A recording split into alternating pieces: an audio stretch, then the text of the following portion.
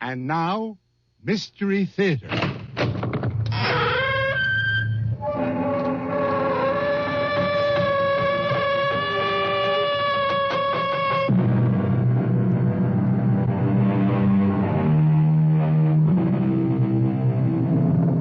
Come in.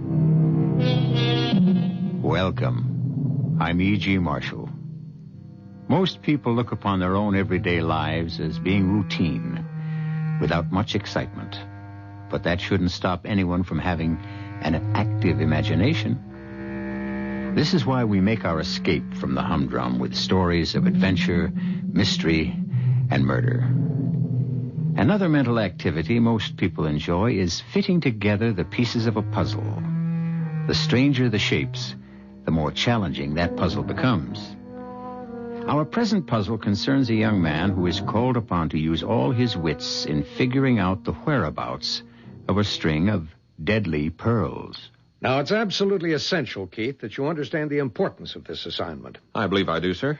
If those pearls aren't recovered, and recovered soon, it's an established fact that someone else will die. I understand. And no matter what happens, no one on that island must have any idea who you really are or what you're doing there. Check. You better be a good actor. I think I can manage that. What do I have to lose? You could lose your life.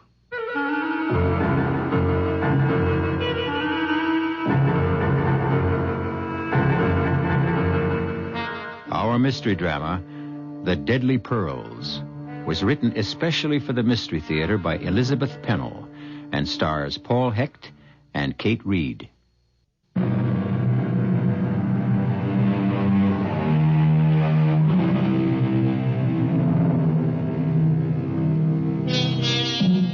Although the FBI and the Honolulu police were in on the case, because of certain peculiar circumstances, it was important that the criminal be apprehended by a private investigator. This hazardous assignment went to Keith Spencer, a young man who had proved his physical courage in wartime service. But other qualifications were required for the job, as explained when Keith had his final briefing in San Francisco with the head of the Gordon Investigating Service. Afraid we've given you a rough time these past few days. Oh, I didn't mind, sir. Only I am anxious to get going. You do type, don't you? Oh, sure. Well, I'm afraid you'll have to prove it, so let's do two things at once. Take over this typewriter, and I'll dictate some paragraphs. Okay, shoot. I, Keith Spencer, am unmarried, with no living relatives, and no dependents. From this day forward, and until the completion of this assignment, I have assumed the identity of Robert Keith Ryder, and under no circumstances will I reveal my true identity. Is that all? Yeah, if you'll sign it. Sure, got a pen? Here. Oh, I suppose you should have signed a statement about your ability to play bridge. What? You did assure us that you play at least an average game of contract. Well, sure, but I didn't realize it was all that important. It could be crucial. Our three suspects are avid bridge players, when they can find a fourth. Okay. Now, before I leave, let's go over the basic facts once more. All right. The missing pearls were cultured. A single strand, about 24 inches long. So they'd hang down about 12 inches if someone was wearing them. They don't sound very spectacular. Yeah, but they are. Jonathan Kohlmeyer, who bought them, was a partner in a watch company which made radium dials. And somehow he managed to have the pearls treated with radium so they would glow in the dark. When he first thought up this scheme, did he have an ulterior motive? Who knows? It was what happened later that we care about. And you don't think he started out as a murderer? Well, that's beside the point. He became one. And when he found out how easy it was, he did it again 3 times. Now, clue me in. Who did he bump off first? The first woman he gave the pearls to was said to be very frail. When she died in an accident, Kohlmeyer was in a state of shock. So no one accused him of complicity in her death. Yeah, but apparently he did retrieve whatever presents he'd given her. Oh, yeah. He was that type. Then he got married. He gave the pearls to his bride, who wore them constantly. She loved that string of pearls. How long did she last? Radium can be a slow death. But it caught up with her after a while, and when she was dying, the doctors suspected radium poisoning. So why didn't they nail her husband right then? It never occurred to anyone to suspect the pearls. How could any smart murderer pull the same stunt again? He fell in love with a young and brainless beauty. Must have really liked her because he didn't give her the pearls for a long time. Not till he retired and they moved to Hawaii. What did she do to deserve such a present? Started playing around with another man. That did it. Kohlmeyer gave her the pearls. She moved out, went off with the pearls and her new boyfriend to a scarcely inhabited island, a small one, well offshore from Oahu. And when she developed an unexplained malady, the boyfriend left her. Big-hearted guy. Well, after her death, there was an autopsy. And this time, no question. Radium poisoning. Now, why didn't the police move in and confiscate the pearls? There were no pearls to be found. Now, isn't it possible that Kohlmeyer had been there and gotten them? No way.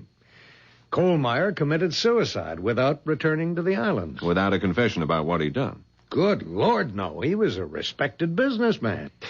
Now, you think the pearls are still on the island? We're sure of it. But more than that, Keith, we've narrowed down to 3 people who lived nearest the cottage where the last victim died. So my job, then, is to make friends with these 3 people and find out quietly which one of them has the deadly pearls. Well, you make it sound too easy. Each of these people is highly eccentric. The few people who come and go from that island are under constant surveillance. Including me. Naturally. The pearls were usually kept in a narrow box. It looked like an ordinary jeweler's box, but it was made of lead. Protection against the radium, of course. Means it would be heavier than most boxes that size. Well, that makes it seem more elegant. The box is covered with purple velvet and lined with satin. How original. I know. It won't look much different from any jewel box you've ever seen. I can't help thinking how useful a Geiger counter would be. That's totally out of the question. When you bring a Geiger near a suspected object, it starts ticking. Sure, I know. No gadgets to make life easier. Just your own ingenuity. And it better be damn good. Well, there's not much more I can say, except to wish you luck.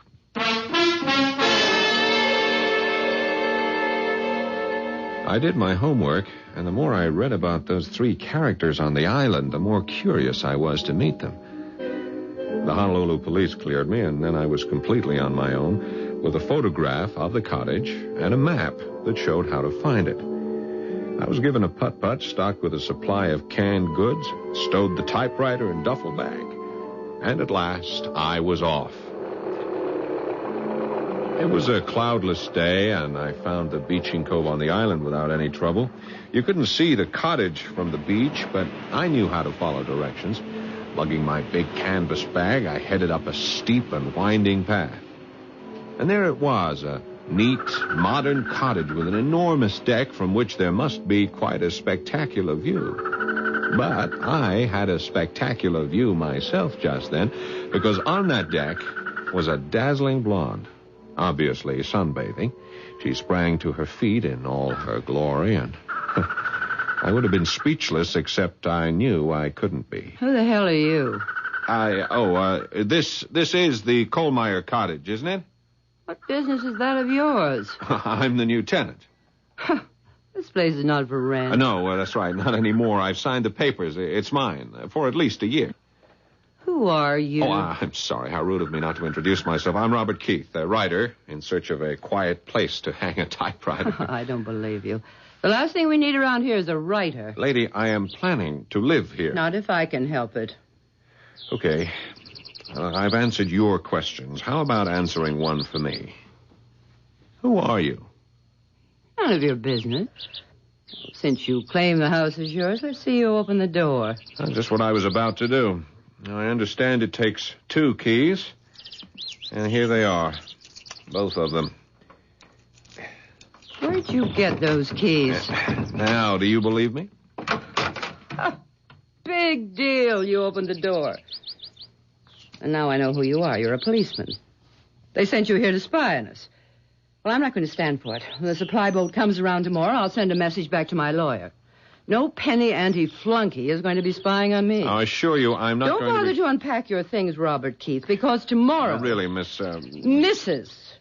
Walsh. Mrs. Barbara Walsh. And you'll find that I have protection against people like you.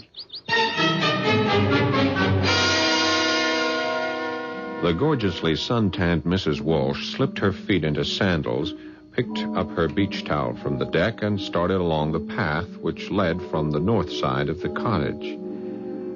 You must understand that during our entire conversation, Barbara Walsh was completely in the buff. No bikini, nothing. Except around her neck and dangling in long loops over her well-formed body. Not pearls, but necklaces made of those decorative native seeds strung together. Ropes and ropes of them.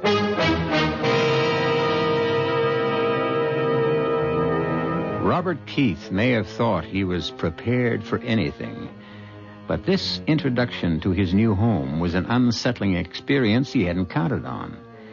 He has now had a most revealing look at one of the three suspects. We'll be there for his encounter with the others when we return shortly with Act 2.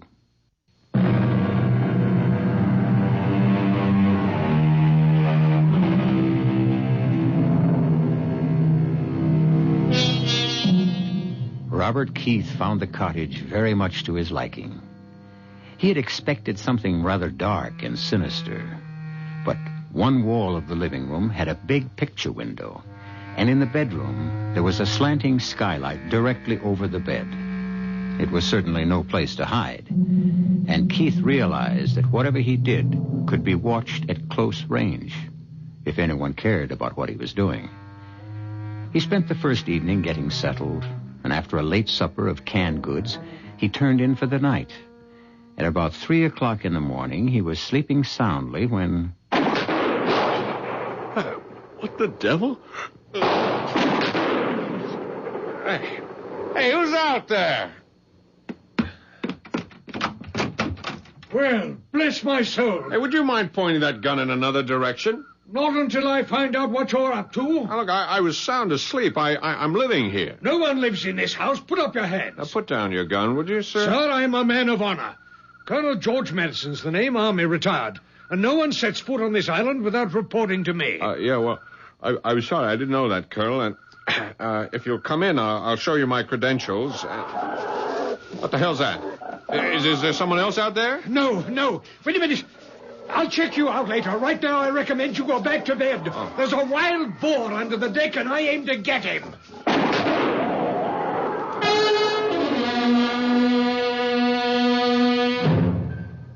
When the sun came up, it was another cloudless day. And after breakfast, I decided to pay a visit.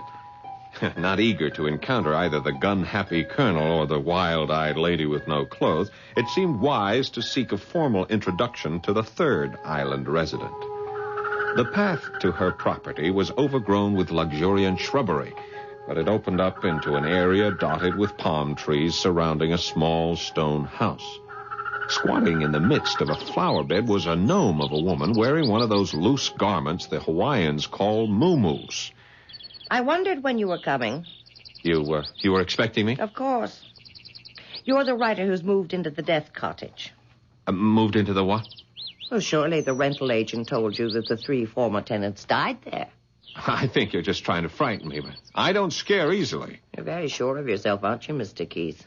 Oh, you know my name.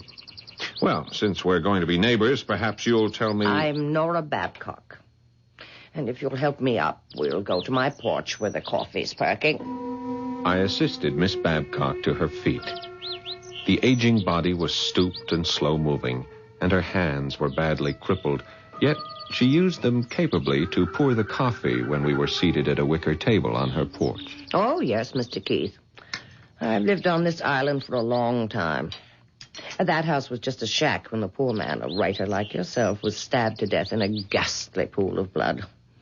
The cottage was rebuilt before an unfortunate woman was strangled there. And then it was fixed up with all that glass to let the sun in. But nothing could save the last dear lady who simply wasted away. Well, here's hoping I'll have better luck. That depends. When were you born, Mr. Keith?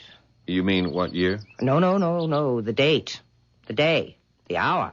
Oh, I was born in August. 14th of August. Oh. You sound disappointed. You certainly don't look like Leo. The lion. And I would have thought that a writer... but no matter. There may be other factors. You belong to the northern sign of the zodiac. The middle point of the magnet of the fire triplicity. Is that a fact? Oh, you'd better not laugh at me, Mr. Keith. I'll tell you right now that you and I are destined to be enemies. You belong with Sagittarius, Libra, or Aries. Oh, come on, Miss Babcock. I'm really not so bad. Now tell me about your sign. I'm Gemini, the positive people of the air triplicity. You mean air and fire don't mix? Dangerously, Mr. Keith, very dangerously. Your sign is governed by the sun, and your gems are carnelian and sardonyx. I wouldn't know a sardonyx if I stumbled over one. My governing planet is Mercury. Emeralds, moonstones, and pearls are my sign. And I have a very special affinity for pearls. Mrs. Walsh had obviously passed along word of my arrival, which was why the colonel had come trying to flush me out, and a reason Miss Babcock knew my name and occupation. So, that afternoon, I became a spy, hidden in the underbrush with binoculars trained on the three of them walking along the beach. I was darn sure they were planning some strategy to get me evicted. Then, Colonel Madison left the two ladies and headed up the trail toward my house. I went quickly to the typewriter and pretended to be busily at work. Hello there, Mr. Keith. I hope I'm not disturbing you. Beautiful day, isn't it? Yes, that it is. How are you, Colonel? No, couldn't be better. Say, I'm sorry about last night. Wouldn't want you to think we're not hospitable around here. Do you mind if I sit down? No, please do. I was beginning to feel like an outcast. I gather you've met the ladies. Yes, they didn't exactly give me a warm welcome. Pay no attention. Batty old Babcock won't be a problem. She's usually off in outer space, talking to the stars. I gather she's hipped on astrology. Oh, mad as a hatter, even though she does play a good game of bridge.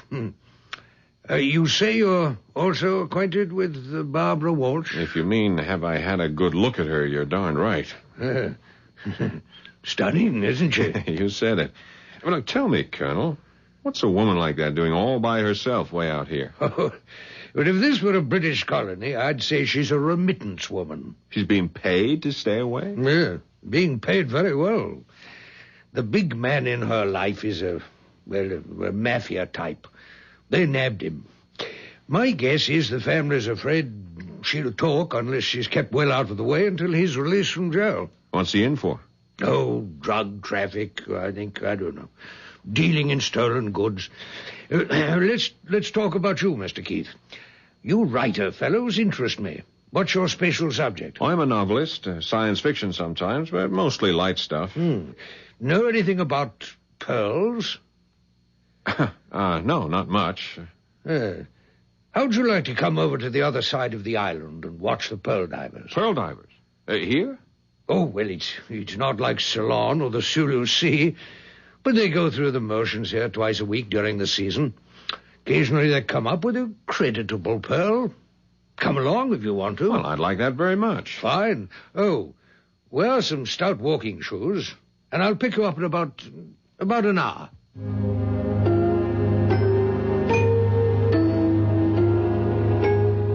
The colonel arrived in his old army uniform carrying a sturdy walking stick. We started off on a barely marked trail, and I marveled at the beauty of the place with its lush flowers and brightly colored birds. Not that way, Mr. Keith. We take a sharp turn over here. Go up the hill. Well, just a minute. This island must be more populated than I thought. I hear music. Oh, that's just Barbara Walsh with her radio going. She has it on all day long. That or her stereo. Come along. Get ready for a steep climb. The path went straight up, and I had to scramble to keep the colonel from getting too far ahead. But quite suddenly, all the lush greenery ended, and we came out on a rocky promontory overlooking the sea. We made it. That's quite a view. Now, you see those small boats way out there? Yeah? Those are the oyster fishermen. The flat-bottomed boats are dragging nets. Uh-huh. And from those kayak-looking things, you may be able to see the young men diving. Won't they come closer to shore? No, not much closer. It's too treacherous for the tides are running as high as they are today. Go on, out on that big rock so you can get a better look.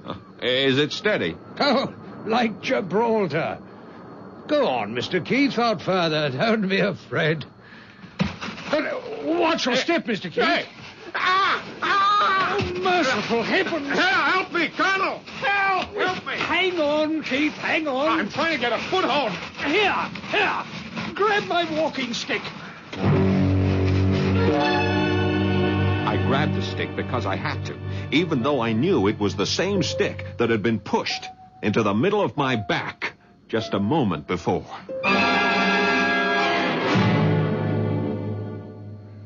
I'll say you're a brave man, Keith. I like the way you handled yourself back there on the rocks. I wouldn't say I had much alternative. It was all the fault of your shoes, Mr. Keith. That's what it was. I warned you to wear walking shoes. I say, Mr. Keith, why don't we stop by to see Barbara? Right now? Why not? We need a drink. And she has a good liquor supply. No, I think I better get back and tend to these scratches. Just take a look at my clothes. I'm in no condition to go visiting. Well, as you wish. I'll leave you then at the foot of this hill. And, yes, I've been meaning to ask you, Keith. Do you play bridge? Well, I'm not the world's best, but yes, I play. Oh, splendid. I'm rather out of practice. Well, heavens knows, so are we. Well, let's say my house, Friday evening. Come for supper, around 7. Well, thank you. Dear me, Mr. Keith, you did get scratched up. Your hands are still bleeding. Perhaps I should go with you. I'll be all right. Yes. Well, I'm off then to tell the ladies the good news. Good news? Well, yes. The good news that we found a new bridge partner. And I might as well warn you to bring a fat wallet. Our stakes are high.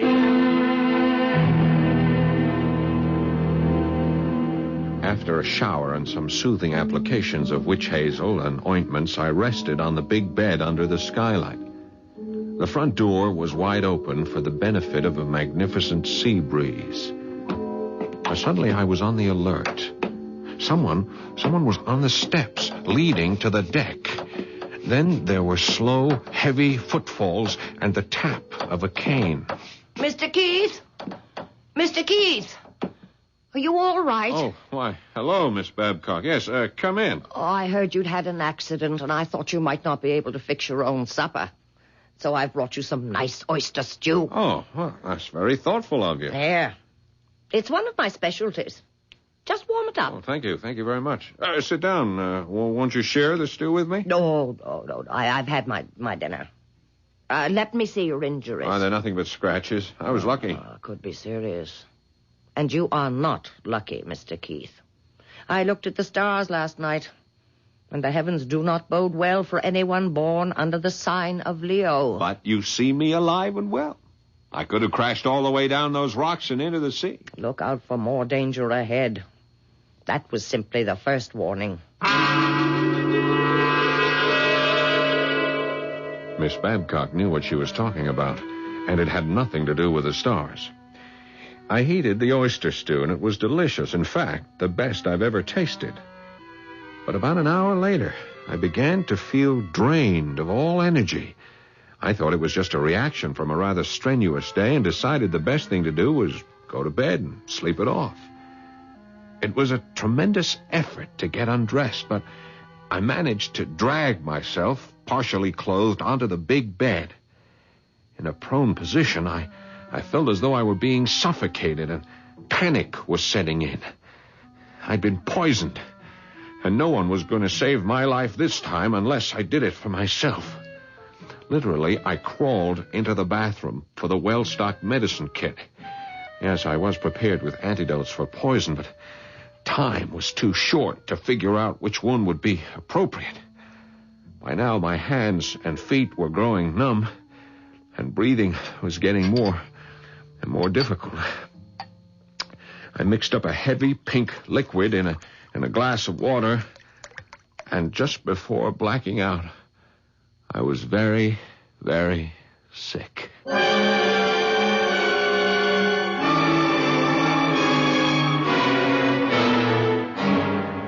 When I came to, I was lying on the bathroom floor, weak but grateful to find I was still alive. Very slowly, I got to my feet and staggered toward the bedroom, hoping at last to sleep off the effects of whatever had been in that poisonous stew. But my whole body sagged, and I knew I'd never make the bed, so I eased myself down on a narrow couch in the living room and fell instantly into a heavy slumber.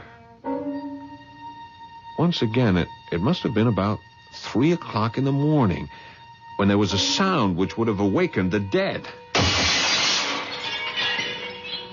The skylight in the bedroom, backed flat against the wall.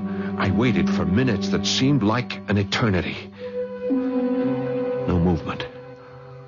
Absolute silence.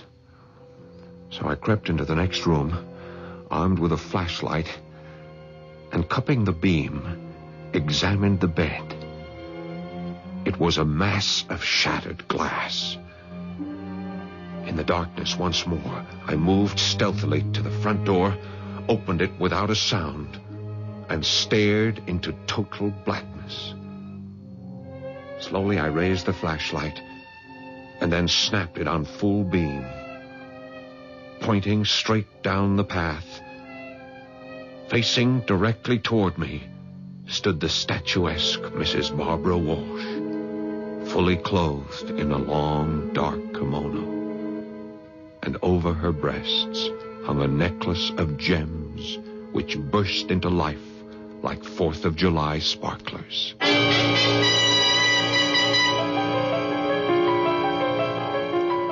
I must warn you not to jump to conclusions.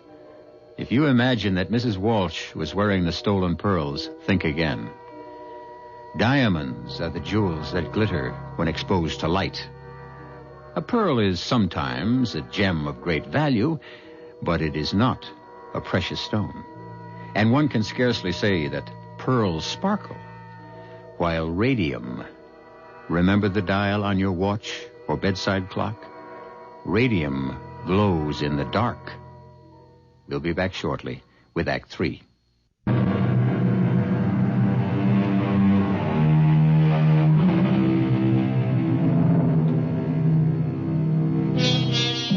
Mercifully for Robert Keith, the next 2 nights and 3 days were totally uneventful. He dozed in the sun, occasionally pecked at the typewriter, and did a great deal of thinking. Keith looked forward eagerly to the evening of bridge, and as he approached the colonel's house for the first time, he found a charming, sprawling building with a table set out of doors on what the Hawaiians call a lanai. He was glad he had purchased a colorful sports shirt in Honolulu, although it paled beside the one Colonel Madison was wearing over his white slacks. Even Miss Babcock looked festive in her flowered muumuu. Hi. Ah, welcome, my boy, welcome. You're looking much better, Mr. Keith. Quite recovered, thank you. This island air will cure anything. Anything but my arthritis. Where's Barbara? Oh, always late. I suspect she's getting herself decked out, ready for the kill. Oh, you expressed things so aptly, Colonel. If it's like old times, Barbara will come prepared for murder at the bridge table. Oh, I'm speaking... Hello, everybody. Oh, Barbara. Well, you've outdone yourself. Hey, dazzling. Simply dazzling. Oh, Colonel. And, Nora, dear. I believe you've met Mr. Keith. My lawyer has verified that he exists. Well, I'm glad to hear that. Mr. Keith, you may have the right to live on this island, but that doesn't mean that I have to love my neighbor. No, Barbara. However, since we have so little opportunity for social occasions, I propose we declare an armed truce. But I'm not at war with you, Mrs. Walsh. Speak for yourself. Peace for the evening. Dinner began with oysters on the half shell. 6 enormous oysters for each of us. And I shall be interested in your opinion of these, Keith. Delivered by my favorite fisherman, fresh from the beds this morning. Colonel, look. My horoscope said this would be a lucky day. Well, bless my soul. Oh, Nora has nothing on me. I found one, too. But I suspect you, Colonel. Come on, confess. All right, I confess. Party favors. There's a pearl in every oyster shell. You rogue. I must say this is rather a good one. Nice sheen. Oh, I love them. Every one. They feel so good. I thought the surprise was just for the ladies, but I see you've included me. Very pretty, Colonel. Well, let that be the beginning of your collection. I hope you won't mind if some of them are already pierced. You mean a pearl like this one has been removed from a string? Yes, that's right. Part of my hobby. I seldom find a string that meets my standards for matching, so I rematch them and mix them. But come, let's finish our dinner so we can get on to the battle.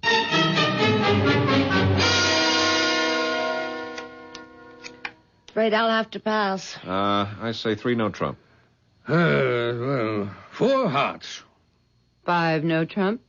Barbara, do you have a ring on every finger? Only on 8. Oh, I wish I could wear them. But my poor crippled Oh, hands. shut up, Nora. You're just trying to distract me. I have a contract to make. It was a cutthroat game, no question about it. Only, strangely, we were quite evenly matched. We played 3 rubbers, so I had my chance with each one as a partner. By this time, we were on a first-name basis. Well, that's it. And as usual, top honors go to the ladies. In points, let's see. Barbara's first, then Nora, followed by Bob, and as is proper for a gracious host, I'm last. It'll take a minute to figure out who owes what here. I think the prize should go to Robert and me for that last small slam. I wouldn't have dreamed that a Leo and Gemini could work so well together. And tell me, Robert, never Bob. Isn't there some way you could find out the hour of your birth? What rubbish. Well, if it would please you, Miss Nora, I suppose I could write and ask my mother. Well, you do that. It's very important. Oh, Nora. Speaking of my mother, you've all given me a very good idea. Look, I'd like to send her a present. A present for your mother? You'll think I'm sentimental, but many years ago, my dad gave her a string of pearls as an anniversary present, and, well, they were her greatest treasure. Dad's been dead a long time now, and she was heartbroken when the pearls were stolen from her New York apartment. Oh, well, say no more. I'll fix you up. How much do you want to pay? Oh, now, just a minute, Colonel. I'm afraid you deal in merchandise that's too rich for my blood. I'm talking about a simple string of cultured pearls. Couple of $100? Now you're on the right track. Ridiculous. Excuse me, everybody, but I'm very tired. Time to go home. Well, I'll be happy to escort the ladies. Don't bother with me. Perhaps you're not aware that I spend most of every night wandering around the island alone. Oh, go with them, Barbara. Or you'll have to help me with the dishes. That does it. Walking with Nora Babcock was a tortuous business, and I had a feeling she was in pain every step of the way. And we lost sight of Barbara, although she had an unsettling trick of appearing on the path, sometimes in front of us, sometimes behind. When we reached the door of Nora's house... She's out there somewhere, and I don't want her to hear. If you'll come to my house tomorrow afternoon, I'd like to talk to you about those pearls for your mother. Fine. What time? Around 2:00. Okay, be seeing you. Good night. And now you may have the pleasure of seeing me home. Oh, yeah, this is a pleasure and a surprise.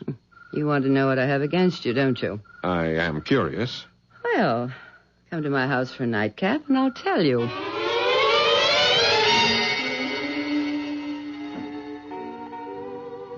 What do you think of my pad? Exotic luxury. You're writers have a way with words. But you don't fit the pattern. And what pattern is that? Novelists, I despise them. Oh, come on. We're no different from anyone else. My husband was. A woman-hater who wrote about women and knew nothing about them.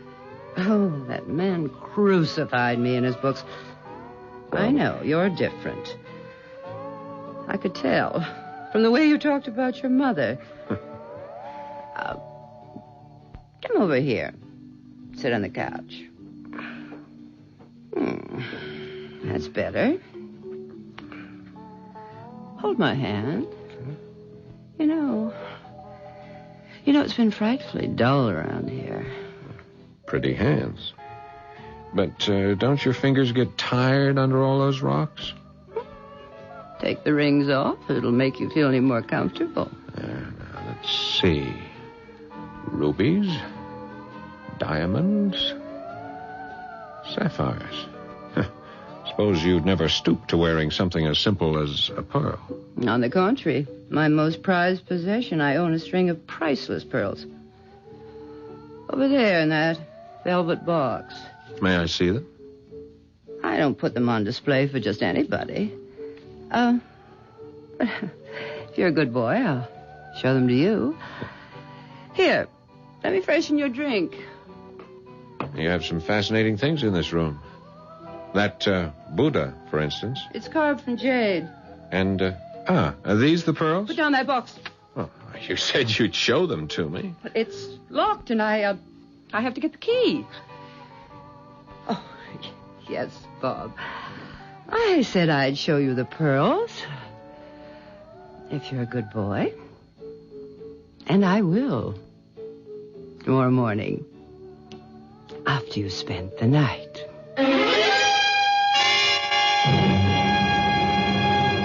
When I was having breakfast next morning in the sunshine on my deck, yes, I was alone. I had not spent the night with Barbara Walsh. In my line of work, it has to be business before pleasure. There was no need to accept a bribe. You see, when I picked up that purple velvet jewel box, it was light as a feather. But, as I was saying, while eating breakfast... Well, good morning. You're a late riser. Yeah, I went to a big party last night, Colonel. Come on, have a cup of coffee. I brought you something. Don't pay any attention to the looks of the box. The velvet's worn. It's been around for a while. It's what's inside that counts. I'd be glad to sell you the pearls. Open the box. Oh, they're beautiful. Well, these are not the ones we were talking about last night. I mean, this is a double strand. Obviously far more expensive. I know. They can be sold for several $1,000s someday. But my price to you still stands. Oh, no, Colonel. I just can't accept it. My good man, I'm offering you the kind of bargain that comes once in a lifetime. But it'll never do for my mother.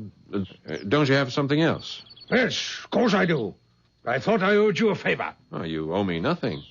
Now, please, Colonel, if you'll let me go to your house, perhaps you could show me another string that would be... I'll show you nothing right now. Good morning, sir. The Colonel stomped off, and I knew I would have to change my approach if I wanted to look at his collection. Then I'd think about that later, because my next appointment was with Nora Babcock. Come in, Robert. Didn't we have a good time last night? You can be my bridge partner anytime. That's very sweet. I meant to ask you, how did you like my oyster stew? Well, the taste was superb, but... Didn't it help you to go to sleep? Look, I'll level with you, Miss B. You put something in that stew, didn't you? Oh, the usual dash of chili sauce and plenty of rich cream. No. I mean something bad. I don't understand. That stew made me deathly ill.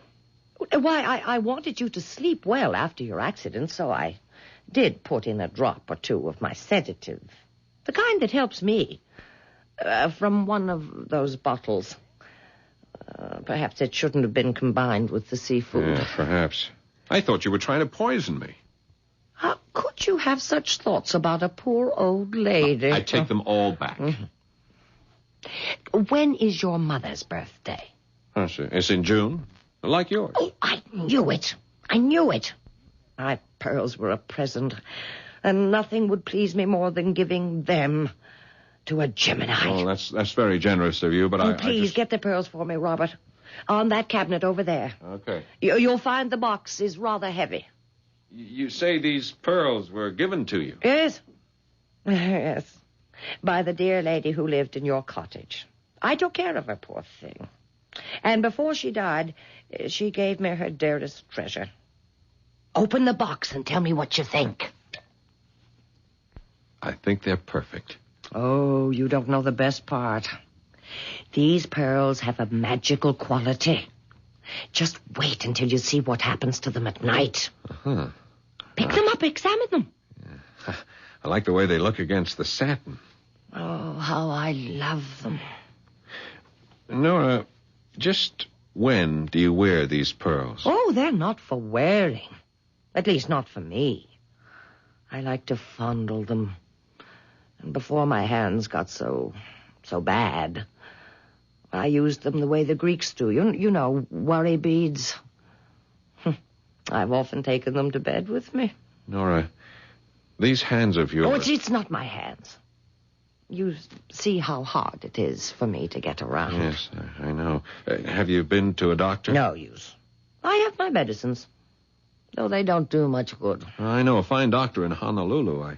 I think he can help you. Will you let me take you to him? Oh, I couldn't let you do that, Robert. It's not in the stars. How many times have I told you?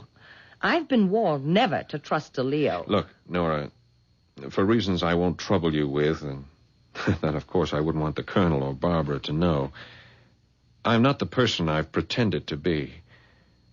Would it make any difference to you if I told you I was actually born on January the 2nd? Why, all the difference in the world. I should have known. We were destined to be friends from the very beginning, Mr. Keith. Yes. Just Keith. That's my real first name. I'll go with you wherever you want me to go.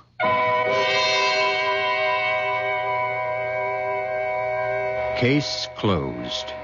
Miss Babcock's destiny was not written in the stars, even though she went to her grave believing it was. The deadly pearls were taken out of circulation, and Nora Babcock was given the best of care in a hospital, where they did what they could to ease the pain during the short time she had left to live. It was thought best not to shatter her dream, so she never knew that Keith Spencer was an orphan, or that her treasured pearls had been anything but a comfort. I'll be back shortly.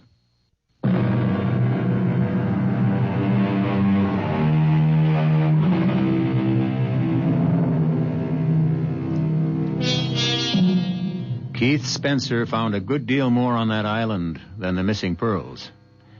He stepped into the lives of 3 people whose philosophies did not agree with his, yet with each he had at least one point of mutual understanding. Our mystery was solved with the apprehension of a victim rather than a culprit. Our cast included Kate Reed, Paul Hecht, Grace Matthews, and Kurt Benson. The entire production was under the direction of Himan Brown. This is E.G. Marshall inviting you to return to our Mystery Theater for another adventure in the macabre. Until next time, pleasant dreams.